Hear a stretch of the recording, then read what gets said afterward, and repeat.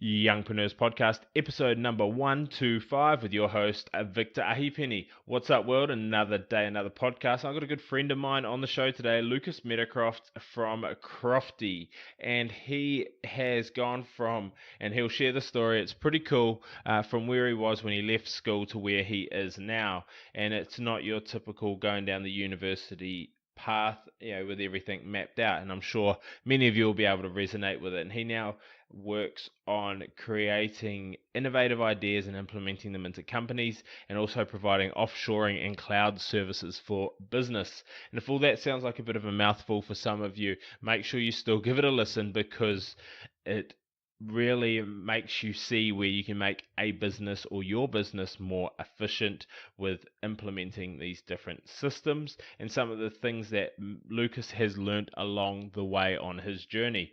So if you enjoyed the show, jump onto iTunes, leave us a rating and review. I'd love to hear what you got to say, as well as jump over to here, all the show notes and all the resources we talk about over at passiveincomeyoung.com/EP125.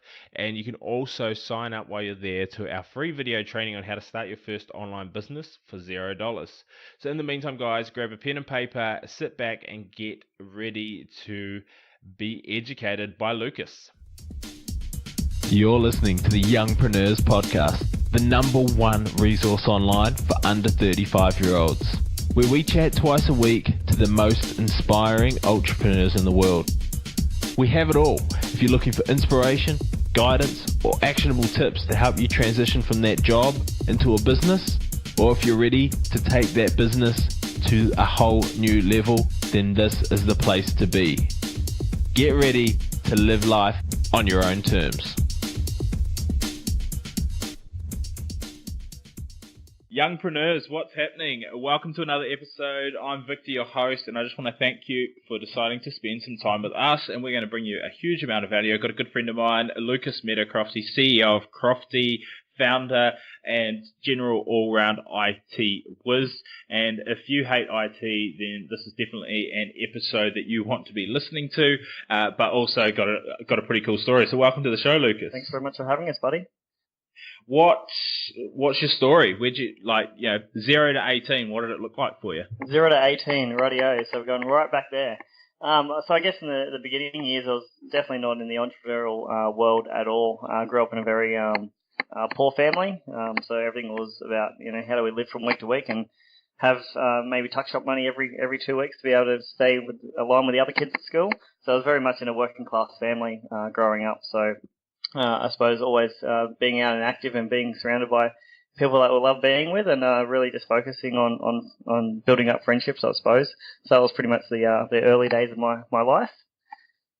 And then you finished school. What was the next step for you? I had no idea. So I guess I can call it I failed school. Got a year 12 certificate to say, you passed. At the end of the day, it was what we call like an OP here in Australia. So I got OP 23. But the worst you can get is OP 24. So pretty bad. But so I left school and go, well, can't go to university, can't do what all my other friends are doing, and try and get degrees. So what else do I do? So I just kept staying into the sports and activities and kept hanging out with my friends who were doing that, and some of the kids I was with at the skate park when I used to rollerblade a lot said, hey, we're going to go do this TAFE course doing IT. And I was like, oh, okay, sure, I might as well come join you. I've got nothing else to do. Had no idea about IT and was never really into it to the point of wanting to have a career in IT. So, but I was hanging out with these kids and we were going to skate park every day, so why not? So I joined them and went along and did an 18-month course in IT. Not that we went every day. We skipped a lot and went and watched movies and went to the skate park, but still, that was, I suppose, one aspect of going, well, what do I do when I finish school? Yeah. What do you think? Did you fail school or did school fail you? 100% failed me. I suppose two ways. I probably failed the system of what the school is all about, which is trying to study hard and memorize what the textbooks are meant to teach you and then be able to pass an exam. I failed that side of it. It failed me on the point that wasn't where my mind was at, and I was always wanting to learn more and have that next step, and they'll never be able to give me that. And as we know what the school system's like, it's about how to build you to be a great worker. And it definitely wasn't something in my system. But back then, I didn't really know what entrepreneurship was all about. So I didn't really have that idea of that why I was different. It was just like, well, I'm just a failure. Yeah, and that can be the daunting thing. Like I talk to a lot of people, and it doesn't matter. I think if you're school smart or not. Like to a degree, I feel like school failed me because I just did things like I was book smart for school, so I would just pick subjects that I knew I could dominate with the most minimal effort possible. Like I wasn't pushed. It was just like, okay, accounting's easy, I'll do accounting, or maths is easy, I'll do maths, and anything with numbers, I was like, I'll just pick those up. Don't really know why, but I'll just do them. And it was just like, you look back on it, and it was such a waste of time for me. If they had personality profile assessments for, different students and, gave you some guidance on, some of the strengths and some of the things that you'd actually enjoy doing, it'd make a massive difference, I think. Yeah, 100%. I suppose if you look back now and you compare to what you do in today's lifestyle versus when you're at school, we had the opportunity, and I suppose kids these days still get the opportunity, is you can choose multiple different subjects over a few years, so you can test the waters. So you don't have to just choose a couple of subjects and then that's all you've got to choose from. And I remember now that I would have gone through maybe 8 or 10 different subjects over a few years and not stuck to any of it and just swap from one to the next, to the next, to the next, to the next until you found out what you actually liked. And in the end, it was nothing. But I guess if you relate that to what you do these days, and especially in this ever changing world, that's what you're doing. You're testing the waters. You're finding out what works, what doesn't work, to be able to stick to it. And so you finished the IT degree. Did you go and work in the IT world straight away? Yeah, so just as I was finishing, my best mate's parents found an advert in the paper for like an apprenticeship, like a traineeship at an IT company. So I applied for that and I got that role straight away. And so went straight from doing that safety course into working with computers and learning the ropes of what computers are all about. Now we're talking 10, 13 years ago. So it's back in the hardware days. So nothing was really about software back then. It was all about hardware. So how to build computers, how to put them together, circuit boards, that type of thing. Yeah. And then where did it transition from there? Like where did the entrepreneurial space come into it? It was a fair few years later, actually. So I was with that company for a few years, and then I moved on to so that was working with like mums and dads and grandpas and grandmas and the residential sector in that business. And I had an opportunity to go and to work for another IT company, so I moved ship, or jumped ship, and went over to another firm which was only dealing with businesses. So I suppose that whole aspect of learning what businesses are about and understanding them. So I worked there for about 8 years. But in that process, there was an opportunity where the owner of the company was going through a bit of a family crisis and wanted to kind of like get out of the business, and I had the opportunity to step up and take over the reins of the business. So I guess that process of learning how to deal with businesses and having an opportunity to take on a different role rather than just being an engineer, as they call them. I guess that was probably where it changed for me to be able to have that goal or that vision. And then what was your first business that you went into? Well, when I had that opportunity, so before I get into that, it's I actually said no. So I actually said no. I don't want to be where you are at your age, what you're doing what you've been doing for the last 20 or 30 years. So I actually rejected that offer and I went traveling for a few years. And I suppose that's where it really opened my eyes, is having that opportunity to step into a business and then going traveling for a few years and really just understanding what the world's about. And so every aspect of that process, I think made a massive difference, because I was able to try and it was all about, for me, it was all about how can I make things more efficient so I can get more time. So it was all about, if I'm working at a particular location in a restaurant or in a cafe or cleaning toilets or whatever it might be, it was always, how can I do this as efficient as possible so I can get back out there and enjoy life, or get back out there and, ski on the ski slopes or whatever I was doing, I suppose. So it's all about efficiency to me. That's probably what's always stuck with me. And then, so you said no, and then you've been in the efficiency place since then? Yeah, no, so I actually went back to that company after I went travelling for a few years and took over the business. And I was there for a couple of years and helped grow that business while the owner, took a step aside, I suppose. And it was the end of that couple of year period I had the option to buy the entire business. And that's where things went a bit messy and decided to not buy that company and go out on my own. And that was 2.5 years ago. Yeah. So what were some of the lessons you learnt from being in that position of, do I buy it? Maybe some of the reasons why you didn't and why you went out on your own. For some of the people who might be in similar positions, or if they ever have that opportunity. Yeah, sure. I guess emotion is a big thing for me, and it was definitely a massive emotional buy because the guy that was running the company, I saw him as like a father figure. And it was a great mentor for me over like an 8-year period. And so when we went through the process of, evaluating the business and going through all the numbers and doing all the due diligence and so forth, and once everything stacked up, it was like, well, I was willing to pay a figure and he was wanting a different figure, and obviously they didn't align. And at the end of the day, he said to me that we're not friends and this is business. And as soon as he said that was it, I was out. It was more emotional decision to walk rather than anything else, because that really hit me hard, and I couldn't go back from that, from someone I looked up to for such a long time, and to turn around and say it was nothing to do with business. It was nothing to do with personal relationship. It was also to do with business. I just couldn't do it. Yeah. And I mean, I guess part of that as well is, like, if you walk away from the business, I'm sure part of that valuation would be the value that you brought to the business as well if you went on to sell it to anyone else. Yeah, that's right. And 2.5 years later, he still hasn't sold. So yeah, 100%. Yeah. So what did you transition into? So I started this business, Crofty, purely on the basis of implementing offshore team members into organisations, or into existing organisations in Australia. So the original reason why I started that was because we were already doing offshoring for in our internal business for a fair while, and where I saw a massive gap was people didn't understand how to do that, how to go to the market, find someone overseas, implement them into your business, and then help them systemize and make your business run more effectively. That didn't last, or didn't really take off, or didn't really go anywhere, even though I kept trying to push it. Yeah. And the main fact that kept failing was because I was trying to implement something that people weren't willing to put the effort in themselves.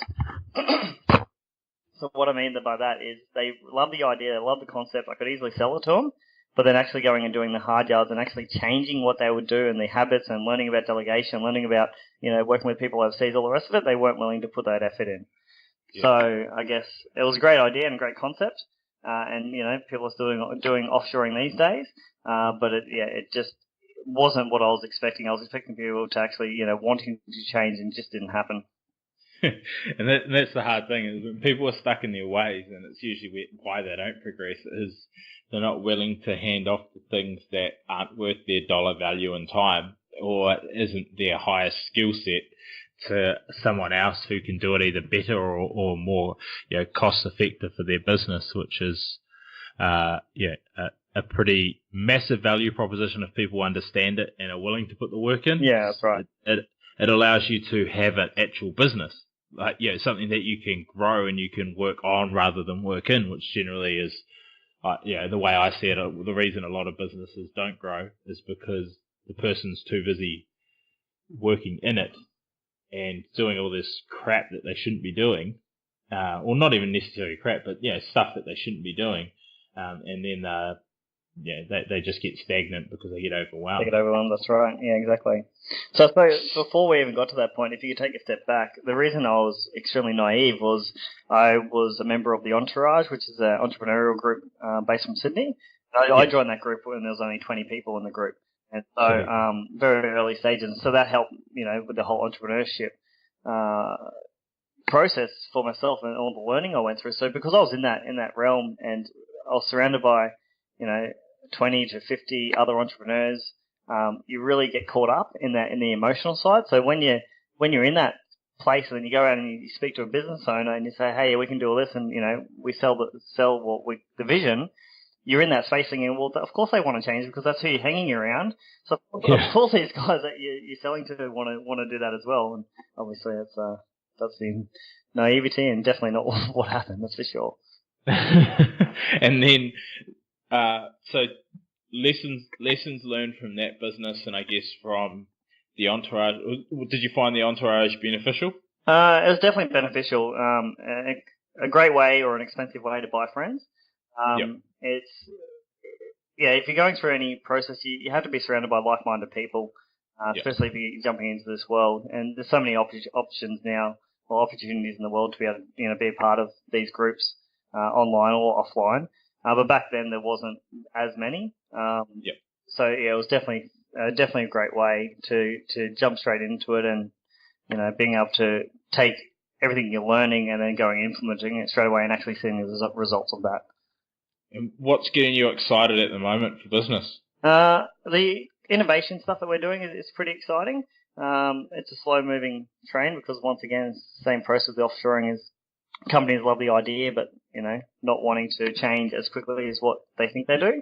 And the unlimited IT support that we've recently released, that's pretty exciting stuff to be able to work on that and push that out to a global audience. So talk to me about innovation. It's a pretty ambiguous word. Totally overused. Yeah, I mean, there's heaps of words that are buzzwords at the moment in different places. Say business coach, for example, is like every man and his dog is a business coach. Mm-hmm. Innovation, you hear innovation, you hear culture, you hear all of these things, and I've looked and listened to a lot of things where people do it really well, and then other people try and do it for their businesses, and they don't really know why. So you go into a business, what are you providing from an innovation point of view, and why would a business want to use it? A few key, I suppose, reasons why. One, they've been around for a long time. I'm talking 10, 20, 30, 40 years.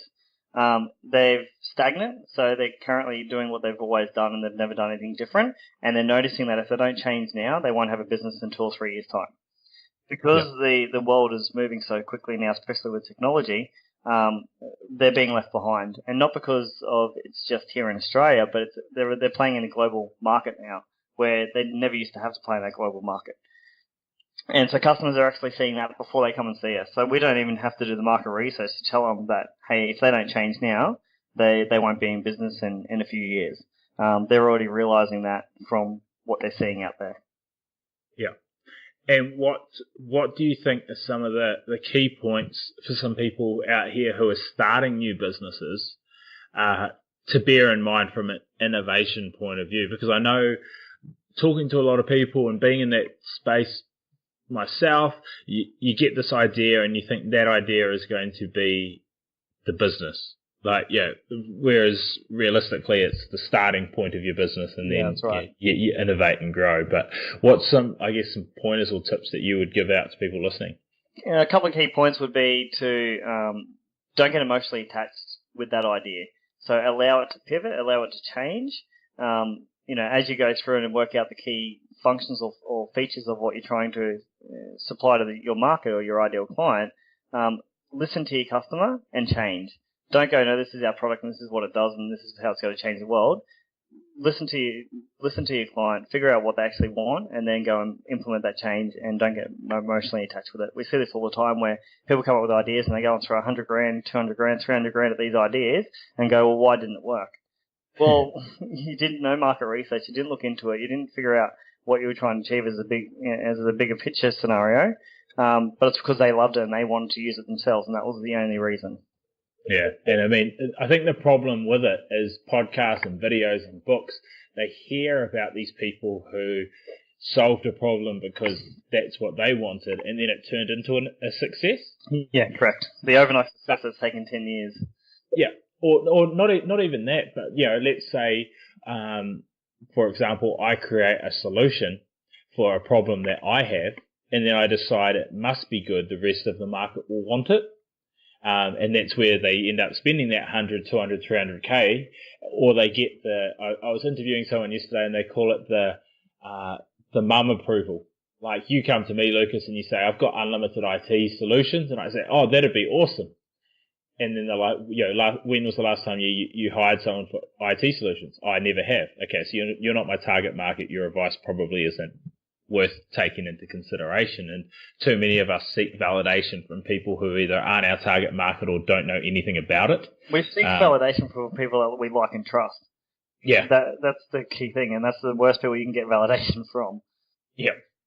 Because you say to people, I'm going to teach other people how to podcast. Oh, that'd be awesome. Yeah. Do you listen to podcasts? No. Do you know what one is? No. Do you know what the value of having one is? No. Oh.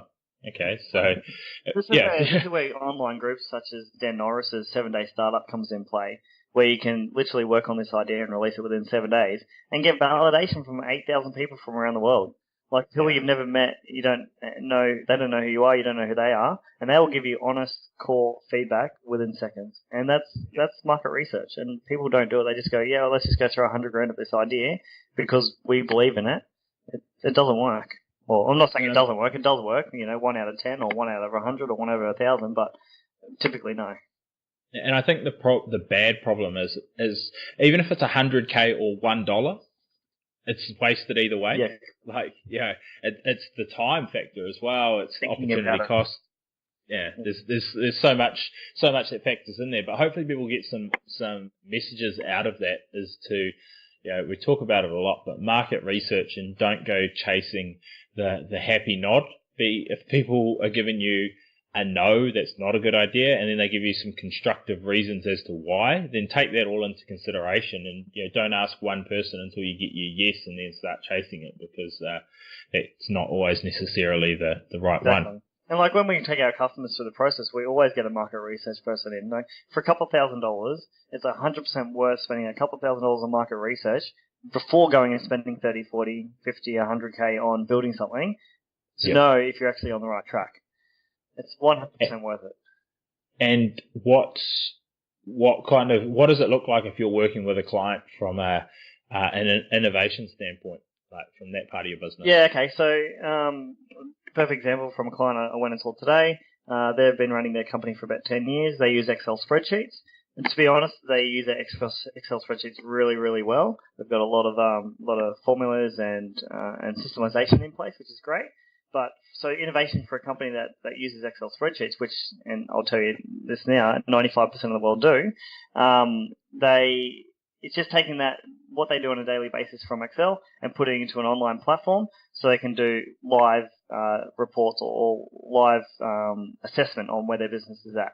From working from an Excel spreadsheet, typically you only look at it a monthly or quarterly basis, and it's not quick enough for businesses.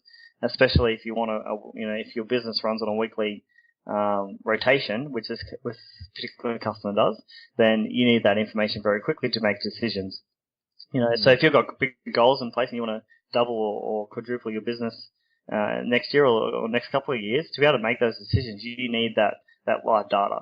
And so just taking Excel, and I'm just speaking simple here from innovation point of view, take Excel spreadsheets, put it into a live database or an online system with some key metrics around it and some ROIs. It's key for them to make some decisions very quickly.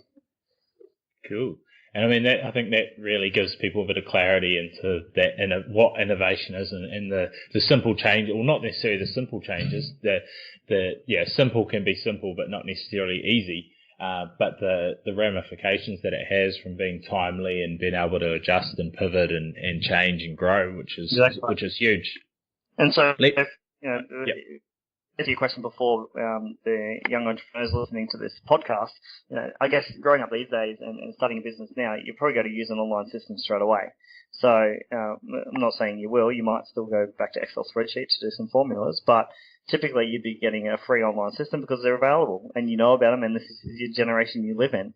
So think about what's next, and that's a great starting point, but always keep thinking, what's next and what do I have to keep looking out for to make sure I'm better than my competitor. And let's have a quick chat about unlimited IT. What is it? I mean, it kind of sounds quite self-explanatory from unlimited IT solutions. But what is that? Yeah, sure. So we went through the same process what we do with our clients at the beginning of this year, where we wanted to release this product. We've been thinking about it for a while, but didn't really have the balls to go and release the product. Even though we do this for our customers, and it's quite easy to release products for customers, but then when you want to release it for yourself, it's one of those, I don't know if people are going to want it or like it. So we did some market research. We joined SDS, the 7-day startup. We went through a 7-day process to release it and got clients signed up within that 7 days. So market validation before spending a lot of money on it. Yep. So what I suppose unlimited IT support is just having that one point of call for any application support that you require, or if you still require hardware support from an IT point of view. So theoretically, we have you have an application that you might use on a day-to-day basis, and you might have issues, or you might want to upgrade or make some changes to that system that you're using, and so you'd have to call that vendor, either they can get onto your system and they can do the changes for you, or they can do it remotely, or whatever the case might be, and then they just charge you a fee to do those changes. So typically, we take all the pain away from calling vendors. So we have a call center or an office based in the Philippines where all our customers call through to, either phone, remote, or email support, and we just take the pain away from our customers from an IT point of view, from anything, from all your applications all the way down to hardware issues. So this is like a pivot from your initial crofty side of things, really, the outsourcing of problems to more of an IT-centric IT solutions basis. Is that right? Yeah, that's right. So it definitely is a pivot. So obviously going down the offshoring world, we realised where that failed. But what didn't fail in that process was customers were contacting our team members directly, and they were fine with it. So if I go back, 5 years, I guess, when I had first had some offshore team in place, I couldn't even tell my own staff members we had offshoring. Like, I couldn't even say that. If I said that internally, the people were like, "Oh, are you firing me now because you've got you're doing offshoring? You've got some people overseas working for you." So fast forward 5 years, people obviously it's open. People talk about it. It's a common thing. So I guess that pivot from having an offshoring organisation that we closed down at the beginning of this year versus opening up the unlimited IT support, it was already, that side was already validated. It was just a matter of getting the validation to the point of people signing up to a fixed fee on a monthly basis, and going from that point of view rather than the actual testing or validation of the, does that model actually work? Yeah, and I think the more people that can understand it from a staff point of view, like if you're an employee and your boss is outsourcing work overseas, offshoring, whatever you want to call it, is if that allows the business to stay afloat, it generally means that they're going to hire more people in Australia because they can grow with some of the tasks that might be more affordable to do overseas. Whereas a lot of businesses start off with a small runway of capital to get going, and then they have to hire staff, and then liquidity starts becoming an issue. So I mean, there's a massive opportunity for it. And everything's pointing in that direction as it is. So I think it's a pretty cool idea. Well, it's different from, you go back to before 2008, you could print money. So you could hire staff members left, right, and centre. You could grow your team here in Australia without a problem because money was just flowing in. These days, it's not as, is easy the right word, not as easy to go down that route unless you've got some really big contracts in place. You need to be flexible, and flexibility is key to be able to pivot. Yeah, and a couple of things, I guess, about you just to wind up. What does a normal day look like to you? So I've got the sales hat back on again now. So it's all about making phone calls and booking in meetings and going and seeing clients. But that's only because the last 3 to 6 months, I suppose, we've been putting a lot of work on the system. So we released unlimited IT support. We got validation. We got people signed up, and then we grew too quickly. So we had to put it on hold, really focus on the internal system to go, okay, well, the idea works. So let's now put the structure in place. We've done that, and now I guess my daily role is to go out and get more sales. So really pushing the brand, different cities all around Australia, overseas as well, and getting people signed up to become part of our unlimited IT plan. Cool. And I mean, obviously, what do you do from outside of work life balance? Running. So if you weren't aware, if I don't run, I don't have the focus I need. So it's a massive thing. I guess running to me is meditation. So that's where I do all my thinking, or listening to podcasts. So that's this one. Which is also my thinking, because even though you're listening to a podcast, you drift off, 10 minutes into it, and you still think about other things. But it's being able to have that outlet. So you can't be focused on working 20 hours a day, 7 days a week. You need to have that outlet. So yeah, running is definitely a key part to what I do on a daily basis. And in business, in entrepreneurship, what's your number one skill, like your personal number one skill? I would definitely say sales. So being in front of people. So the networking side of things and connecting? Networking, connecting. So connecting people with people. So not just, give an example, where I just don't go into a client and try and sell a product. I go in there and see if I can actually help them out. So if I have to bring in HR consultants or business coaches or whatever it might be into their organization, then that's what we do. Even though it's not part of our service, it's what I do because I love to help people.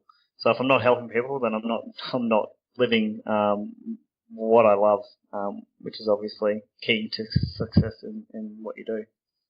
Cool. All right, last couple of questions. What's a resource or a book that you'd recommend for others out there, no matter where they are on the journey, something that might have influenced you on yours? I was trying to think about it because obviously I've been listening to a fair few of your podcasts, and I'm pretty sure every book that's been mentioned on the podcast has already been taken. So I guess I can't think of anything outside of that scope, apart from Born to Run, which is it got me into running. It's about how to think about running in a different aspect or a different concept to just running as as what people think. Running is really difficult when it's actually not. But all the ones that have already been mentioned, from Rich Dad Poor Dad through the Steve Jobs biography, through to the Richard Branson books, they're all key. Yeah, they're all key. And final question: 2 years time, what's Crofty doing, and whereabouts are you doing it? Sure. So I guess Crofty will be its own entity by then, so it'll be separated from Unlimited IT Support. I hopefully will have a business partner in Crofty, and that will be running without me being in it too on a daily basis, and I'll be heavily focused on Unlimited IT Support because that's where I heavily believe the global reach can be made to the hundreds of thousands or millions of users, compared to the innovation consulting is extremely fun. Don't get me wrong, I love it, but it's really heavily time consuming. Yeah. Obviously, having a goal of being able to work anywhere in the world and the whole 4-hour work week scenario, you can't do that if you're doing a lot of consulting yourself. That's awesome, and yeah, completely agree. You got to get something that's going to be leverageable to your life. But I just want to thank you and welcome you to the Youngpreneurs family. If people want to check out more about you personally or your business, where can they go? What can they do? So you can contact me direct, or go to any of our websites, which I guess you'll post up afterwards. So crofty.com.au. We've got unlimited IT.support, and my link to your Facebook page, Lucas Meadowcroft. Cool. Well, we'll link all of that, passiveincomeyoung.com. Look forward to catching up with you in a couple of years and seeing how it's all going, or probably in person in probably a couple of weeks. But thanks a lot for your time, and I hope everyone has enjoyed it. No worries. Thanks very much for having me, guys. And as I said, definitely connect with me because I want to meet new people and make shit happen. Thanks for listening to the Youngpreneurs podcast. This was proudly brought to you by the Podcast Institute, the #1 training resource to take your business from chasing leads to leads chasing you, and from an absolute amateur to a full-blown authority. If you're looking to take your business to the next level, then a podcast is the obvious answer. You can get national and global exposure in a very fast time, and it's just exactly what I've done with this podcast. So if you want to find out more, get a checklist on how you can get started for under $60, and to find out more through a small training video that I've prepared for you all, then please check out passiveincomeyoung.com/podcast training.